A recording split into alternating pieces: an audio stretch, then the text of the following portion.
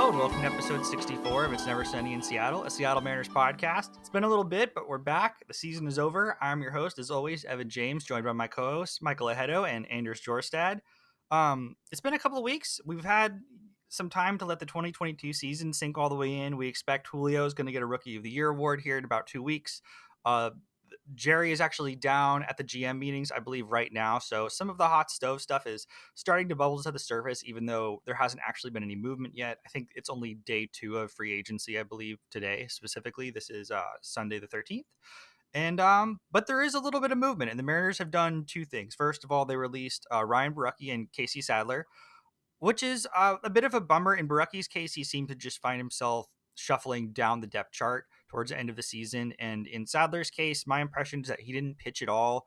He may have done some rehab, but he never actually made it into a minor league game, is my understanding. And we suspect to some degree that it's possible he wouldn't be ready for spring training or be behind in some way. The team's moving forward, and that's appropriate given that we made the playoffs, broke the curse this year. We're looking to beat the Astros, who I think it depends on who you ask, but a lot of people said that they were the hardest matchup for the Houston Astros, who went on to win the World Series. So we have a foundation to build on, if nothing else. But the Mariners have brought in 2 new pitchers, Gabe Speier and Easton McGee.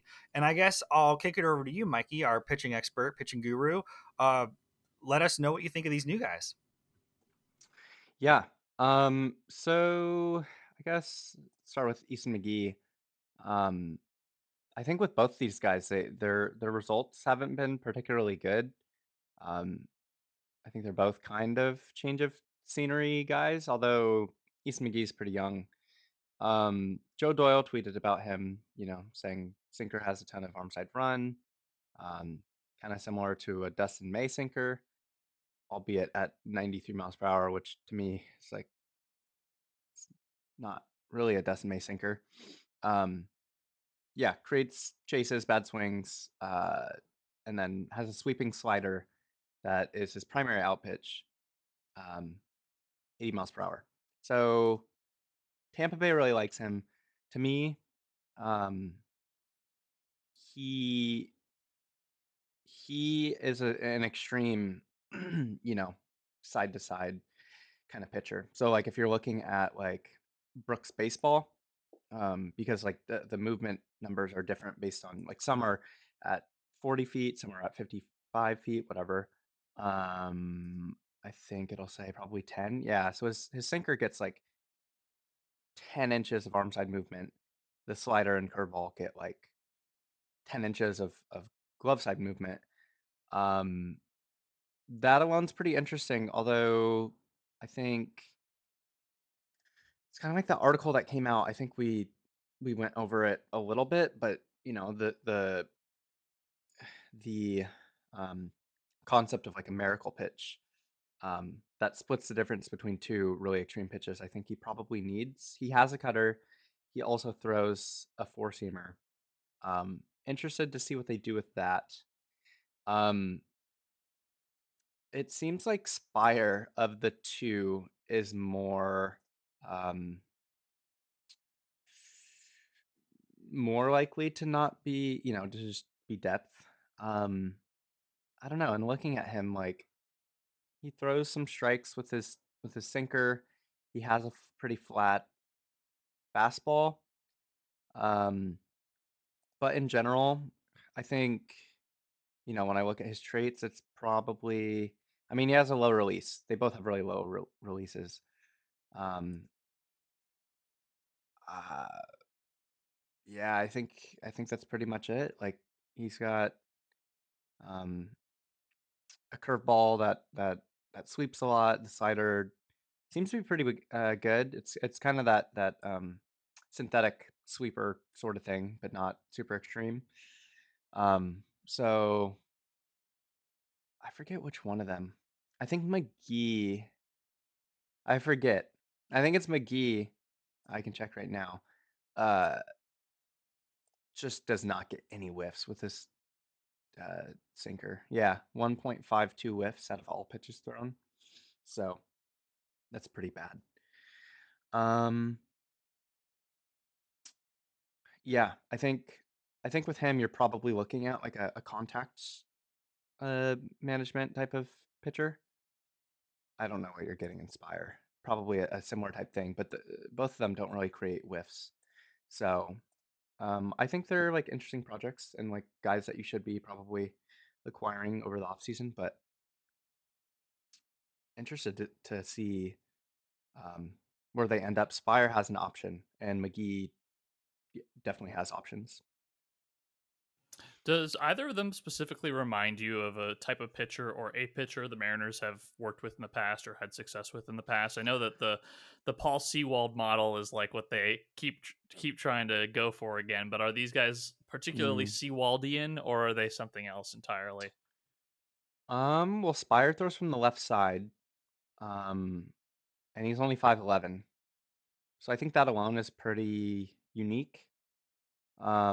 I can't really think of a guy that reminds me of Spire, because even like Baracki's taller and throws out of more of a stock arm slot. Well, and I will say the one thing the Mariners haven't been able to really do yet is produce a really good lefty reliever.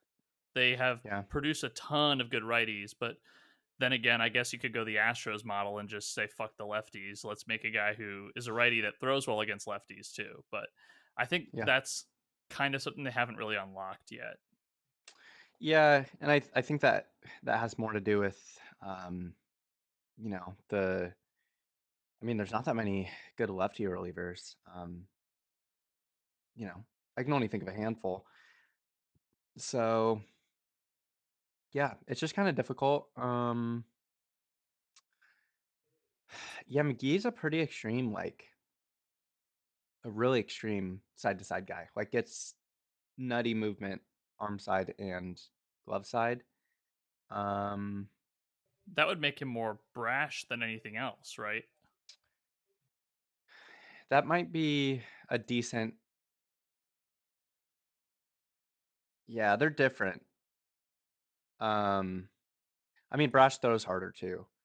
But that might be like kind of what we're looking at.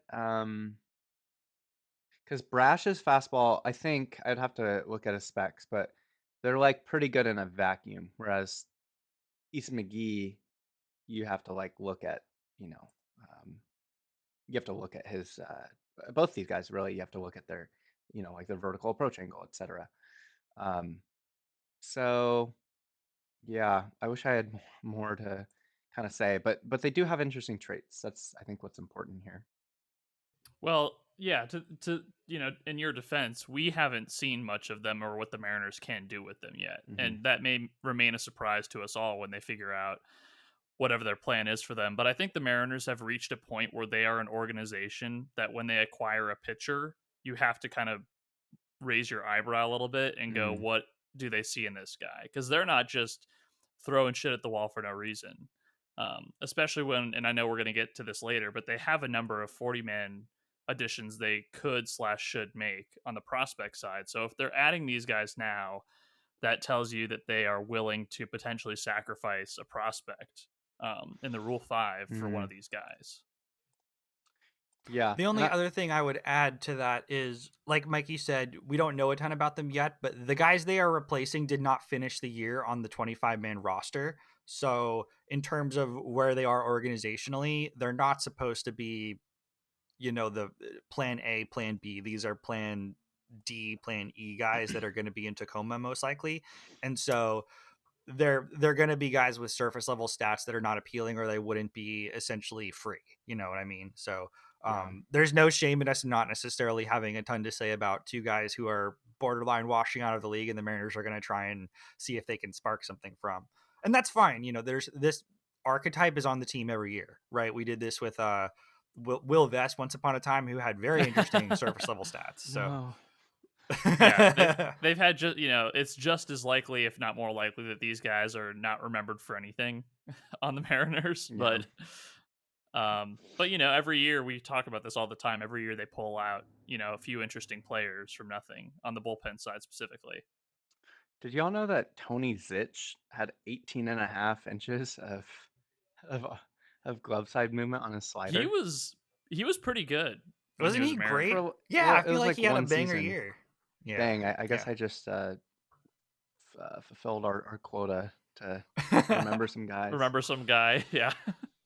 Oops. But yeah, um, yeah. This is what good teams do. You know, you fill out your depth with guys that have interesting traits, um, and they just spent a little money. So I think that next we should talk about, and I'll kick it over to you, Darius, because I know that this has been a little bit of a pet project for you for a while. But the Mariners, and what I should give the full context for this. I was listening to Jerry's Thursday interview on 710 yesterday, and I listened to him talk about Matt Brash. And what he basically said was, look, Matt Brash did really well in relief. We'd like him to be a relief pitcher. We're going to come into spring training with him stretched out, as it were. And the anecdote he actually gave was it's easier to, shorten the load to come in stretched and then go to the pen as it is to try and figure out how to stretch somebody out in season. And that's, it's whatever. I think it's very clear from what he said that he is not as interested in Matt Brash starting, but Ryan Divish posted a tweet, which is that Matt Brash does want to start, has been working on his repertoire apparently. Durs, we've been pretty interested in Matt Brash as a starter. Is your faith restored that this is a possibility? I have a few thoughts on this. My first thought was that this is a great way to say it to the public without making the pressure feel like it's on Matt Brash. So that if Brash comes in to spring training and he ends up becoming a reliever, it's not a disappointment, because I believe what they said was that if everybody is healthy and everything works out with the rotation, he won't be needed in the rotation, and that for right now they're doing this as a precaution for the health of the team. And if that's the way you want to say it, then like if you throw him in the bullpen, then you could be like, oh, this is what we expected, it's not a big deal. But if he knocks your socks off as a starter, then you're basically lowering the expectations for him so he can exceed them rather than fall short of them. I also wonder if this is maybe a trade chip ploy. I feel like, and we talked about this during the postseason, he is one of the few relievers that they clearly trusted, and so I don't know if this is a guy who they're necessarily looking to trade, but Matt Brash, elite starter, potentially looks a lot better to a team than Matt Brash, elite reliever, which is still no doubt going to hold a lot of value if you do want to trade him. So those are my main two concurring thoughts, I would say, on this. I still expect that he will be a reliever, and I think that's fine. I came to terms with that maybe 2 podcasts ago. So I'm totally cool with him being a reliever, but I think that, the combination of tools is very tantalizing to not want to give it another shot. So I don't blame them by any stretch. Um, and if he really wants to be a starter and he's willing to put in the work for his repertoire and more importantly his command, then by all means go for it, Matt Brash. where did you hear about him adjusting? My ears perked up when when you're talking about working on stuff to start. I'm paraphrasing that, but that's coming from a Shannon interview that I heard Mm, this week. mm. She was kind of echoing what Ryan said and Jerry's comments a little bit, but it said, yeah, like he continues to want to be a starter, has expressed that to the organization already going in for next year, and is looking at it. Mm. I know that. I mean, Divish just tweeted something about. Um, I mean, I think part of it is starters make more money. So, like, yeah, I'm sure Brash is a team player and he will, do whatever is best for the team. But I think the ideal is that he starts. Um, I mean, he's the pitcher that they used again in that article, the miracle pitch. As someone with like, as a hitter, you're kind of just looking inside with a flat fastball, and then you're looking way outside with a curveball or slider. Um, he doesn't really have um, like he doesn't. First of all, he doesn't have a chase pitch right now. Um, like his slider and curveball don't really get whiffs outside the zone. He has to locate them pretty well, which is difficult to do with any sweeper. And he's got a super sweeper, and he's also got Matt Brash command. Um, so I am interested to see, what, if anything, he comes up with. Um, I think that changeup is specs wise, a weapon. He's kind of struggled with the execution of it. I wonder if it's a cutter, although cutters have very famously fucked up a lot of fastballs. So I don't think he needs to lose his fastball. Yeah, that is very interesting to me. I think that he is a reliever as well. I've made this comparison before, but he reminds me a lot of Brandon Morrow, which is another guy who came up, was really a 2-pitch guy, is a little undersized, threw really hard, kind of was back and forth between the rotation and the relief pen for the first couple of years, but found some success starting, but he ultimately couldn't last. Is that fair to say about Brandon Morrow? I think he had like 2 good seasons as a starter, but he didn't make a career out of it. He was kind of all over the place and injured for a lot of the last couple of years. I worry that Matt Brash is maybe not built to last as a starter, and the Mariners may echo those concerns to some degree. But he's also 25, and he, as Jerry pointed out, he had his age 25 season. There isn't really a point in putting a ceiling on it if he wants to try this, right? So I think that's fair to say about Morrow. I don't think that's fair to say about Brash that he is Morrow, because I think that Brash is a better reliever than Morrow was. That's fair. Although, didn't Morrow, he did get a ring, I believe, in the pen with the Dodgers, right? He also was our closer in like 2008 when we were absolute freaking garbage. But I remember him blowing a game in really spectacular fashion. I think he threw 14 straight fast balls out of the zone and blew the save. He if might I'm have got remembering this the ring correctly. with the Cubs. That's remember some guy number 2 for those Yeah, of you keep track at home. I was gonna say the same thing. See, that we should keep a score. I could I'll do a little tally for that in Adobe Premiere. Yeah. Well, since we've been talking about Matt Brash starting, he would potentially be taking the 5th starter spot if he was to be pitching for the Mariners.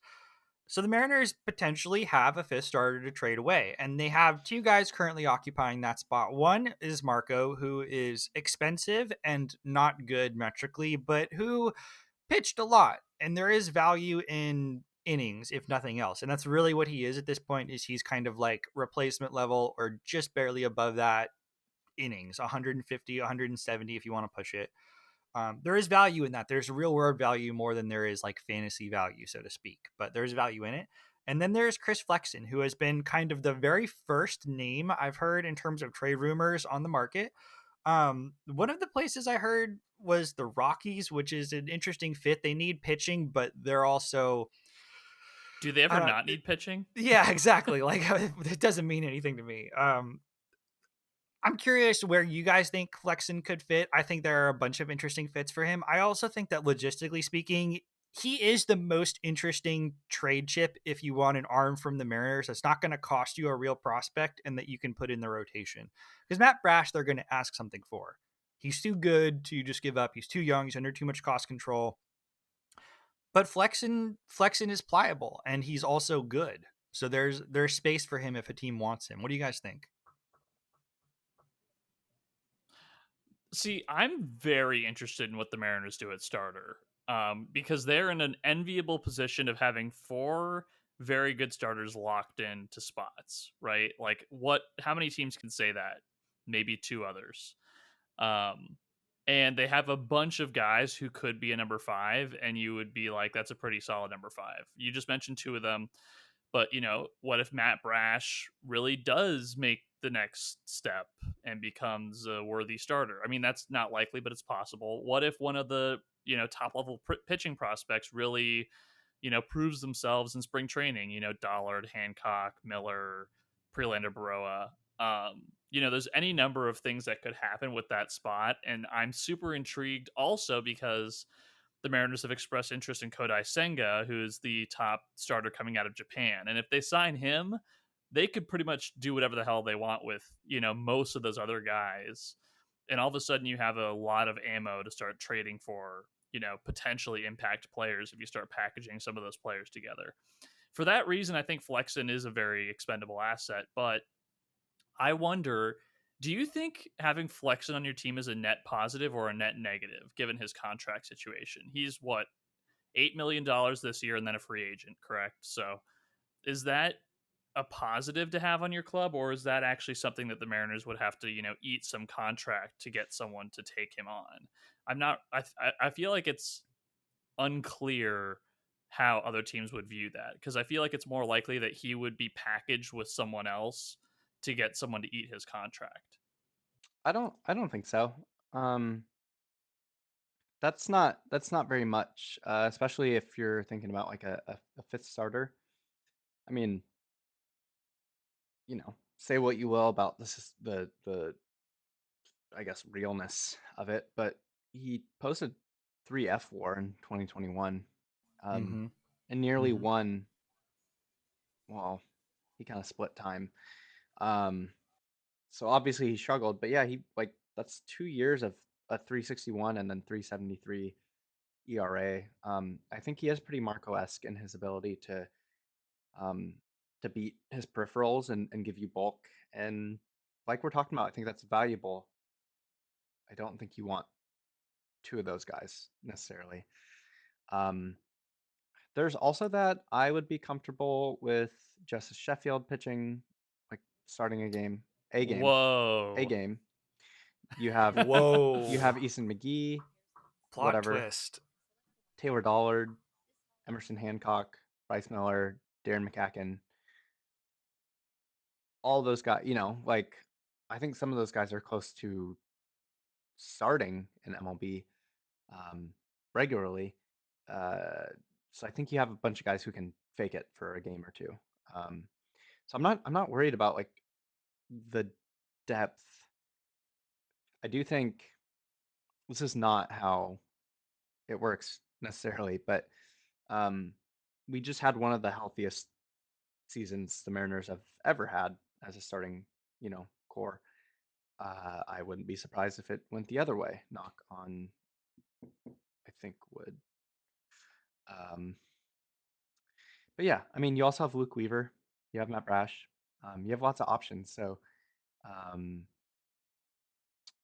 yeah, I guess I never really answered your question. I think Flexen does have a role on most teams, whether that is as a number 5 starter or as a guy that you hope but didn't really can throw harder out of the pen. Um, and he wasn't. It seemed like he wasn't used a ton down the stretch, right? Yeah, that's kind of the point I wanted to make is they didn't actually pitch him for the second half of the year almost at all, and he Mm, wasn't on the playoff roster. And so it's not that he isn't valuable. If you were to look at the last 2 seasons, he was worth about a win this season. He was worth 3 wins the season before. If you split the difference right in half and you say, hey, he's a 2-win pitcher over 150 innings going into 2023, and he costs $8 million, he costs half as much as he's worth. So he's a net positive, but I do not think he actually is worth that to the Mariners because they don't seem inclined to use him that way. And they don't seem inclined to organize their bullpen to have a traditional long slash swingman anyway. They have firemen and then they have guys who are really good and can get outs, and there's nothing in between. And yeah, they just don't seem to have a fit for him, and another team would. Um, but like you I said, do Durs, that nukes his value a little bit because there's no leverage to trade him there. I do have, you guys want to roster bait with me for a second here? oh yeah, baby. Uh, Let's go. what do you think the Mariners would need to add to Flexen to get Brendan Rodgers from the Rockies? I don't fucking know. Uh, I feel like that's an interesting scenario for second base, if you don't want to go the big four route. Because um, Rodgers is just young enough to still have some upward mobility potentially. Um, he's a former first rounder. Jerry loves those. He's team controlled, and the Rockies don't have any idea what they're doing, so they might actually do do it. do you want him though? Well, okay, so I guess we'll get to. I figured we'd get to this in a little bit, but talking about offseason expectations, right? I am okay with the Mariners getting creative with the way in which they use their dollars this offseason. I'm not like a sign a big four middle infielder or bust type of guy. If they Mm, sign, Yoshido in the outfield, and maybe they get like Nimmo or something, or they get Senga, and then they trade for, a second baseman like that, I don't think that's a bad Mm, offseason route either necessarily. yeah, I guess. I mean, you're not really like you're not improving from Adam Frazier is the thing, right? Well, maybe. I think it's different because Rodgers could still improve. This is true. And his projections are that he would be better and almost be worth 3 WAR. But in the past 2 seasons, he's posted. Uh, it's cut off in my browser, but I think 1.1, 1.7 WAR. Um, to me, it's just kind of like. So I wouldn't hate that, but it's like you already have Dylan Moore and Abraham Toro and Sam Hagerty, like a bunch of like kind of Brendan Rodgers type of guys. I'd give them Luis Torrens. Well, Luis this Torrens is and like Chris Flexen. now you're getting into fantasy football trade territory where you're like the two worst guys on my roster for a player I would actually start in my The lineup. classic Yankees, Clint Frazier and Miguel Andujar. Right, for whoever the fuck they Yeah. want. Yeah. But I mean, he is a good post hype prospect type. Probably needs to get out of Colorado. Well, I think everyone could probably get out of Colorado except like CJ Crone. But I mean, I think that's what's going to happen at second base. I don't think that they're gonna sign a top shortstop. Um, Can I yeah. can I steer us in this direction, Evan? I'm sorry. Absolutely. Okay. So Jerry has said some interesting things, it seems, about it seems like, based on reading between the lines of his quotes, that he is setting the expectation that they will not sign those four guys, one of those four guys. It seems like he's setting the expectation that obviously we're gonna be in the mix for whatever, but we're not really gonna pursue those players, which to me makes sense, mostly because I think Jerry's mindset is ball the fuck out for Shohei Ohtani next year. And we may sit here and say, well, the Mariners do have the money to do both. They could sign Bogarts this year and Ohtani next year. But I don't know if John Stanton feels that way. And so I feel like we may be in for kind of a similar offseason to what we got last year, which is they'll make a pretty decent free agent signing and then a couple of impact trades. Um, so I don't think they'll do what we expect them to do, because last offseason it was all Chris Bryant or Trevor Story or Kevin Gossman or whatever, and they signed Robbie Ray. I don't know who the Robbie Ray of this year will be, but are you guys okay with them not signing one of the big four middle infielders? And like, if they don't, what would they have to do for what you would view as a successful offseason? I mean, Go ahead, Mikey. last season, again, it's cut off my browser. I gotta drag this bad boy over. Um, Semyon was not good. I mean, Seager was good, but I think most of his value didn't come through his bat. He dropped from like 140, like high 140s WRC plus to like 117.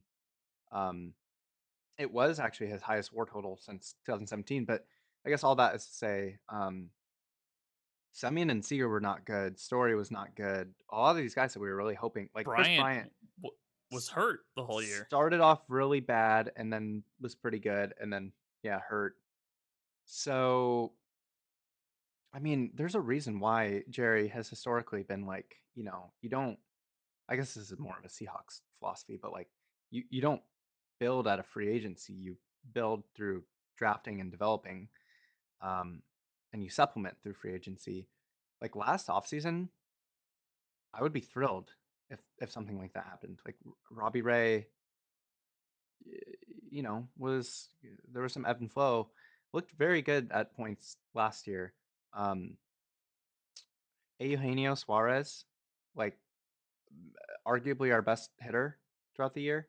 Um, and like Jesse Winker had been a really good hitter. So like if Winker just had a 2021 season even or something, like that, I mean, I think it's one of the best off seasons that they would have ever had in terms of free agency. So Yeah, I think Jerry pretty much always tells us what he's going to do. He just almost cryptically kind of tells us. So I honestly think it would be like, again, not my money, don't care. But if you're thinking, and I say this all the time, but if you're thinking about how you're distributing that money, it's probably not a good idea to get one of the like. I'm trying to think of an example. Like the only guys that I would like to see that I would like to see money spent on are like Nimmo and Judge on the hitting side. I'm probably missing someone, but there are a lot of guys that I really just have question marks about. I guess Trey Turner I would like to see, but like You wouldn't take Correa? he kind of scares me. I I would, wouldn't take but Correa. I don't like. Are we gonna put those guys at second? Are we gonna put JP at second? No, Like, you're right. you know, um, if JP is like the dopest second base, you know, defensively ever, I wouldn't mind it. But I think like I've said somewhat recently, I think in the Discord, it's kind of a leap to assume that guys are just, it's like, oh, they're elite at shortstop, they're going to be 80 grade at second base. Like that's usually not what happens. And actually, Trey Turner is an example of someone who is good, but has talked about not being comfortable at second base. Um, so yeah, all that is to say, um, unless they think they can, get a real, difference maker like Judge, I think it might be best to take on money and acquire whatever or go different routes. Yeah, take on Speaking the of the Chris burden Bryant, contract of Eugenio Suarez. That was a real real tough pill to swallow. Yeah, no kidding. So yeah, I think philosophically, to answer your question, Durs, the Mariners are not interested in doing $300 million deals. So that answers a bunch of questions, right? I think they did the Julio extension not to underpay him, even though that is absolutely part of it. It's team friendly, but because they don't want to do $300 million deals. They're not interested in that. I think that they have a pretty clear ceiling that is below $200 million for the most part. The Cano deal was 250, right? 240, something like that. 240. 240. 10 But years, So that yeah, wasn't Jerry.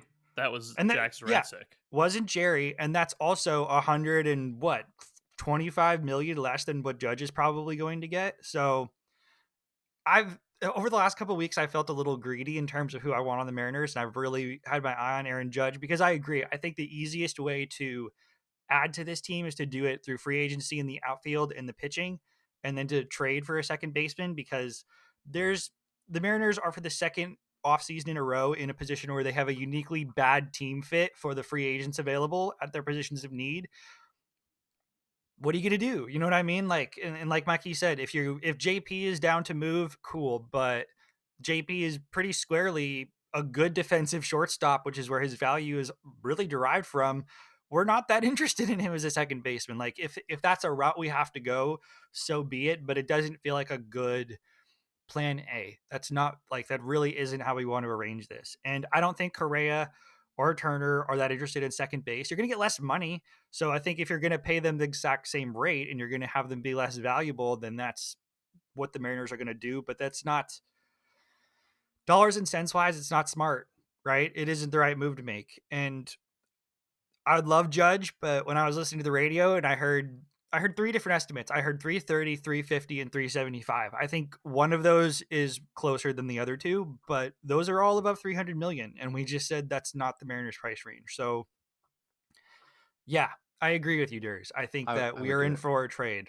You would do it, or you do. What would you do? 375 for Judge? How many years? I mean, actually, regardless of the years, yeah, All of them. All of them. yeah. At least 10. I guess here's my question for you would be would you do that deal if it meant not making a run at Otani next winter? I mean, probably. Um, A I bird think in you the go hand is better get than two Aaron in the Judge if bush. he's to be had. Like I, if you're gonna get Judge, just do it. I just don't. I don't actually think that they'll get Otani next year. Is part of it. Um, I mean, we thought we were going to get him in 2018, 18, I think. 17 or 18. Yeah, 18 or 17. And we didn't. We were supposed to be the favorite, and we didn't. So I think, I guess if that's my choice, like if that's the universe that we're operating in, then yeah, I'll take the best hitter in the world than a chance at um, one of the other best hitters in the world. Also, ¿por qué no los dos? Because John Stanton is cheap. That's why. Yeah, that's fair. You asked an interesting question, I thought, Durs, which is who is this year's Robbie Ray? And obviously, Kodai Senga feels like somebody kind of in that ballpark. Do we have anyone else that we think sort of fits the mold of going to get, $100 million contract, but not a $200 million contract over 10 years that might be in the Mariners price range? I'm very interested in those two Japanese guys, Senga and Yoshida. I think those are, first of all, 2022 was the first year since 2000 that the Mariners did not have a Japanese-born player on their active roster on opening day. So I think the Mariners like having that relationship with the country of Japan and with the Japanese media. That they probably would like to have one of those two on their team next year. But I also think that just they're a good fit because the Mariners need some help at outfield, and if the Mariners get Senga as a starter, they can do whatever the hell they want with several of their depth starter pieces potentially, because they do not have to worry about that number 5 spot anymore, unless of course there's injury. But Jerry did say he wants to add 1 or 2 outfielders, which says to me they don't have faith in Jared, and they don't have faith in Winker as an outfielder. They may have faith in him as a DH, but I think, adding someone like Yoshida for one of those spots is a decent idea, given what he's shown so far in Japan. Mikey is shaking his head. I'm telling you, Winker's done. You're done. Oh, yeah. You think they're going to trade him, right? I think they're posturing. I think they're just like, yeah. I mean, I heard Jerry talking the other day and just talking about the whole situation. It wasn't until he was kind of done talking then he was like, yeah, and Winker, we hope can blah, blah, blah, blah, blah. It's like, I think he's done. Yeah, I think that starting pitching isn't a huge concern of mine. Yeah. What's interesting about Durs, you mentioned him kind of shading Kelnick a little bit in that interview. What he said is we have one outfielder and it's Julio Rodriguez. And then he said, and below that we have, guys like Kel and Trammell and Cade Marlowe were the 3 names he mentioned. Putting Kelnick in that group is just tough. So let's talk about Jared for a second, shall we? Let's admit something. Jared was bad all year. We can be optimistic about his September in kind of like some small doses. He wasn't very good, was he? Bad, you could say.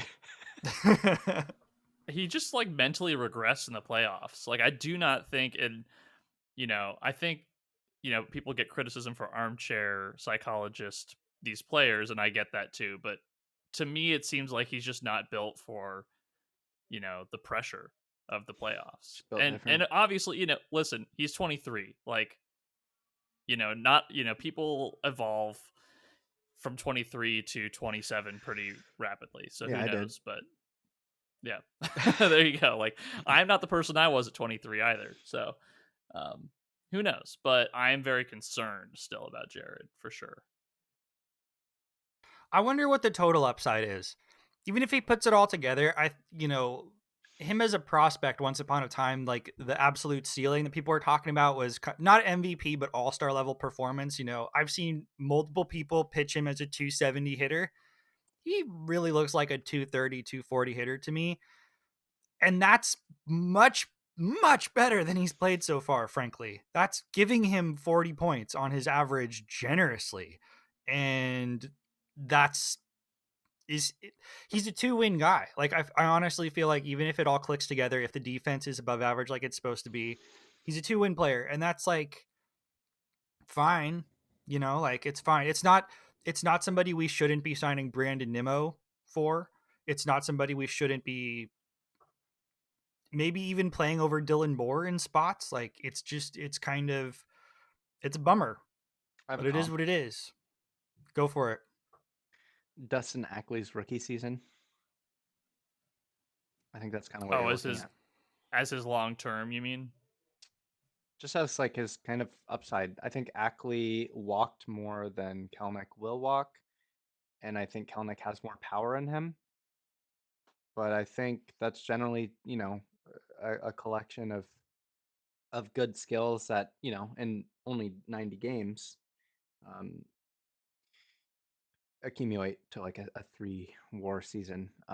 Ackley's defense is probably better than Kelnick's will be too. So that's kind of, I don't mean to compare their skill sets per se, and actually I don't love, because I think people compare him to Ackley all the time. People compare every prospect that struggles at all to Yeah, Ackley when it comes to the Mariners. yeah, but when you're talking about like overall production, I think that's kind of what you're looking at. I mean, we've been saying for probably a year now, like the hit tool is not, it's just not 70. Like we just missed, and maybe it is like 55 or 60, but probably not. You know, I think I mean, Jared Sideware wrote, at BP. I think we just, there's some holes in evaluation, and we just whiffed. Um, so yeah, I think they would have traded him if they could at the deadline. And they still might, That's yeah. honestly. He's still a trade chip for all the reasons we just said. And he is a good outfielder. Like he would be one of the better outfielders on several teams, just on the basis of his defense. We said this last year. Taylor Trammell and Kelnick probably would have started all year for the Rockies. Like that's that's a reality. The bar's in hell. Oh man. All right. Well, we've covered a lot of the free agents. We kind of all agree that even though they need a second baseman, they're probably going to trade for that. The outfield is where a lot of the names in free agency seem to be. Let's talk a little bit about DH, because after watching Carlos Santana be really, really essential to the Mariners down the stretch, I've come around from thinking that we only need to have one Ty France to thinking that I'm okay with them also having another guy who's just a bat, because I've seen that we clearly need it. Um, I don't love having no defense players on the team, but if we can add somebody who's a 120 or better than that WRC plus player, I think that's an opportunity we probably shouldn't miss. What do you guys think of the options? Jose Abreu, Martinez, and I potentially said Rizzo, although I think he's probably likely to re-sign with New York, and he maybe already is in talks for that, but I could be wrong. Oh, JD Martinez. I was like, who's Martinez? Yeah, JD Martinez. He looked pretty washed. Jose Abreu, I like. Rizzo, I wonder about the fit, but I like. I mean, yeah, I think people don't like adding DHs because like, oh, they're gonna clog up, whatever. Like, you won't be able to cycle people through DH, and it's like, I don't care. I just want to watch good hitting in T-Mobile. It's all fun and games until Ty France gets pegged in the hand. That's what I'm saying. You should have a backup plan at first base. Like, who was playing when he was gone? These are the questions. Evan White, Mikey. There you go. Plan A. Yeah. I honestly don't remember who was playing first base. A little Jesse Winker, a little Carlos Santana, Did Winker? a little, yeah, Really? earlier in the year, yeah. Oh, Before, obviously, I don't this remember whole that. season is such a blur, but Santana. yeah, or like Yeah. first half of the I year. remember a lot of Santana actually. So yeah. And it's funny because it's like, it's not like Santana was particularly great, just had a lot of really important moments. Clutch. Yeah. So I've said, I'm on the record saying, I'm pro all those guys. So Can I interest you guys in Rosterbation 2.0? please do. Bring it on. Would you guys trade Logan Gilbert for Andrew Vaughn? No. I also don't think so. But it's interesting, but no. That man, I don't even know if it would cost that much, but I would be intrigued. no, that man. I forgot what it was this season. Struggled for a minute hitting and is one of the worst fielders in the outfield in Well, MLB. we He would not has put him in left Jared. field. He has Yeah, the but same like, value as Jared over the why? last 2 years, for Why do you want to? reference. Why do you want to trade one of the most exciting starting pitchers in MLB below, I don't know, 25, 26, I don't know how old he is, for It's a good thing I'm not the GM. Andrew Vaughn? I think that Disgusting. Vaughn is going to have a very good 2023 season. I think they move him back to first base. They get Tony La Russa out of town. I think that with Vaughn, it's a mental thing, and this is kind of like the Suarez situation, right? Suarez sucked because they tried to put him at shortstop, and he sucked so bad at shortstop it messed with his head when he was hitting. I think it's a similar situation with Vaughn. That once you put him at his natural position and you just let him eat, he's gonna fly. He That's just my has, theory. wow, I did not know that he has a career negative -0.8 WAR and 104 WRC plus. I thought that he had hit well. I mean, he hit fine. Yeah, he had 114 last year. That I'm shocked. I'm shocked, Sturs. you want to trade Woken Gilbert for this man? I didn't say I would do it. I said I'd be interested. I'd be intrigued. I would think about it for 10 seconds and then I'd say, Okay. no, then Well, that's that's longer than I expected you I to say you'd think appreciate I about it for. appreciate the idea though. All right. Let's wrap up today with a little bit of a check-in on the AFL, which I haven't been following admittedly as closely as I probably should have, but there have been some interesting things of note. Robert Perez Jr. won the AFL Home Run Derby, which is cool. Durs is going to be very excited. Prelander Baroa was protected by the Mariners. He was the very first name they protected, which is interesting because he certainly might be on track to play sooner than later, right? Like he just might be. He might be moving up their plans. In particular, I think he could kind of jump Juan 10 as somebody who might play for the Mariners next year. But we'll see. There are a bunch of other players who need to be protected. Sam Carlson, Jonathan Clase, Joseph Hernandez, obviously Robert Perez Jr., who won the home run derby. Any standout performances in the AFL for you guys so far? Obviously, the big one for me is Brian Wu, who's looked really, really sharp in short like 4 inning start stints so far. Yeah, Adam Machko. I don't know how you say it. Mhm. Adam Machko. He's been very, very good too. I wonder if they don't move him to the bullpen pretty soon, but he's been very interesting, and he could add his name quickly to that pile of interesting starting pitching candidates, of which we forgot Brian Wu during our discussion earlier today. That's another guy who, could potentially be a trade piece also, if not fast tracked as a reliever, question mark.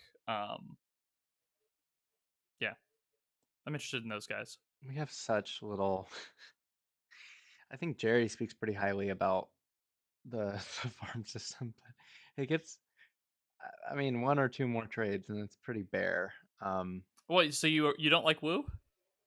I do, but what's the highest level he's pitched? Wasn't he at? AFL technically, Well, yeah, wasn't he at high? He ended at high A this year, I believe. yeah. Yeah, I I just I don't think I I don't think about pitchers. I don't think about um, players much.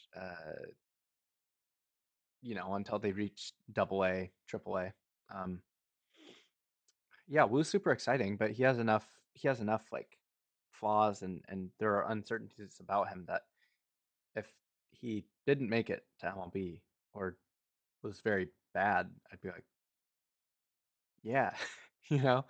Um, so yeah, I mean, like we said before, I think we're just a really bottom heavy system now, which is like fine. It just sucks that there aren't guys that teams do want and that you can expect to do something, at the major league level. Although we've seen that even those guys don't always hit, even when you play for 18 innings. So yeah. Yeah. They have 36 players in the 40-man right now.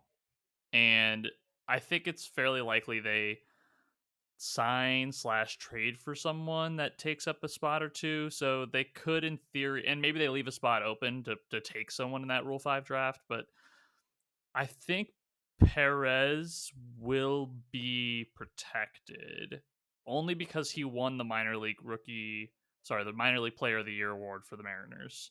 I know he was at high A at the highest, but I feel like someone could potentially swipe him. And also, it's a show of good faith to protect a guy who, you just named the player of the year in the minor leagues. I don't know if they protect anybody else beyond that. Carlson, definitely not. Class A, probably not, given where he's at. I think they try and Hernandez, stash him lower in the minors and sneak him through. Juan 10 is currently in the AFL I think as trade bait right now. He's yeah. one of the other names. Alberto Rodriguez is still on the 40-man, but I don't know how much they really think of him at this point. Let me ask you I guys don't know. this. Mike even referenced it. Jerry said that the farm system, the talent has moved down, and that's technically true, but he's also said he believes they haven't lost talent. It's just moved. I think their talent level in their minor leagues is much, much lower than it was a year ago. I think the graduations of George Kirby, Logan Gilbert, Jared Kelnick, Julio Rodriguez, Cal Raleigh, Taylor Trammell cannot be ignored. That is a lot of mostly starting caliber major league players, and we don't have certainty that basically anyone else in the minor leagues is of that caliber. I think we really like Bryce Miller. Emerson Hancock has the pedigree, as does Harry Ford, Mr. Harry Ford. But that's kind of it for now, right? Like, who's the guy we just drafted? Cole Young, right? Cole You Young. you, Yeah, you he's throw like him in 12 there as years well. out. Also true. But yeah, it's not a like it's a young list, but it's definitely not a list that has cachet yet. I think it's fair to say. Yeah, and I think that, Ford particularly is definitely an interesting prospect, and I would not at all be surprised if he starts the season on a top 100 list for Baseball America, or if he makes his way up to even like a top 50 by midseason. I think that that's definitely in the cards for him. But I I think one of the biggest questions with him is where the hell he's going to play, because I don't really know if he's a catcher long term, and if he is, then I don't know if the Mariners have interest specifically in him being there. Yeah, he's so far away. He just dominated single A, sure, but or was it did he end it? Was he in Everett last year? Yeah, I think so. Yes, I'm pretty sure. Okay. Yeah, I mean, I'm interested in him. Beyond that, it's like, sorry, no. To confirm, he did not make it to Everett this year. He was in Modesto the whole season. I'm full of shit. But it's okay. Beyond that, like, yeah, there is nobody at the AA level or higher that you're like super excited about. Julio Rodriguez and Jared Kelnick, these were guys who casual fans knew, right? Casual fans had heard about these players coming up. There's nobody of that caliber at this point, and that's fine. But it's definitely a different state of than the farm system was in last year. And for Jerry to act otherwise, he's just doing lip service. I don't think that the Mariners are like bottom 5, but they're probably in the bottom third of farm systems I at wonder, this Yeah. like, Yeah. in terms of guys with Ford's build, 5'10", 200, like where they end up, like, gotta be. Actually, there's really just not that many guys. I feel like with that kind of frame. Because I was thinking, he has the athleticism for like, I think anywhere, like they've kind of talked about, but I was kind of thinking just like prototypically, I suppose. Maybe third. Maybe I think you'd kind of waste his athleticism at second.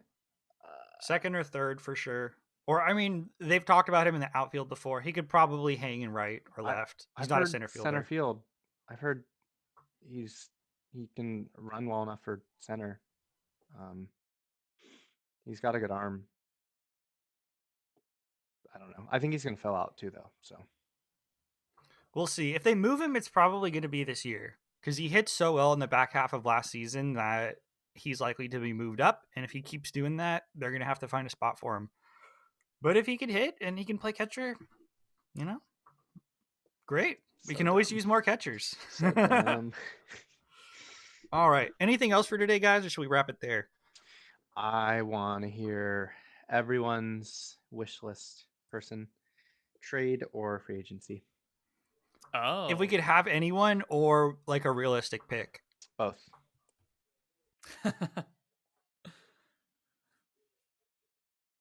I have my answers. Let's hear it. If I could pick anyone, I'd pick Correa. I think a more realistic pick. I'd really like Brandon Nimmo. Like a Nimmo Haniger combo in the outfield would make me feel pretty good about the other depth pieces we have. I think those are my answers. If I could have anyone, I would have Bogarts.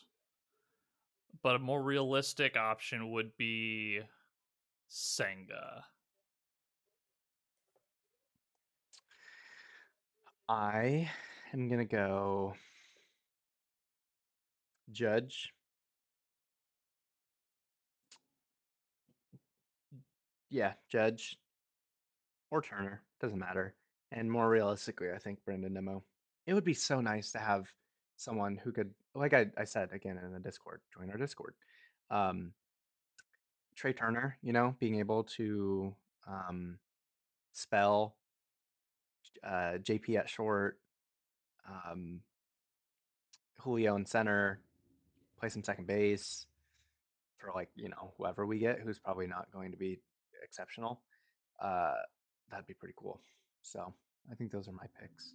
And for the record, we're just gonna get none of those guys, Right? Most likely, yeah. We're talking about the future Phillies and Giants and Rockies here.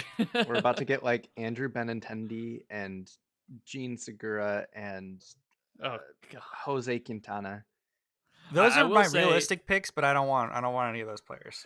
Yeah, I will say, we do this every offseason. We do this endless rosterbation and talking about players that, Jerry very infrequently does the thing that either A, we expect, or B, is even rumored to happen, right? When was the last time Jerry acquired a player after there were rumors he was looking at that player? Luis Castillo at the trade deadline. But besides that, even then, was that... Do we know that was happening? Really remember there being rumors about... he was shopped for sure, but were the Mariners mentioned that much? Yeah, 2 days before the trade went down, John Morosi went on MLB Network and said the Mariners were all in on Luis Castillo. But besides that, I can't think... I think, the most recent besides that was, the Robinson Cano trade. And that was, because Brody Van Wagenen gave a play-by-play to the media as negotiations were happening.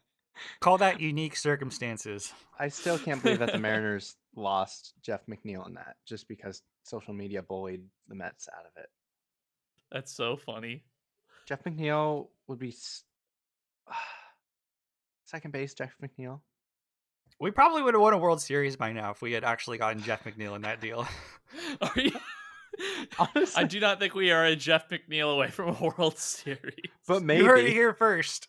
But maybe. He would have set a domino effect that would have ended with that. Also, Michael Conforto is a thing. Wild card. He does exist. I think I've mentally written him off because the defense scares me a little bit, but he's not actually that bad. Certainly not compared to Jesse Winker. He also might be dead. He also might not play. They should. I think Scott Boras needs to send a picture of him. You know how hostage situations are all right, send a picture of them alive.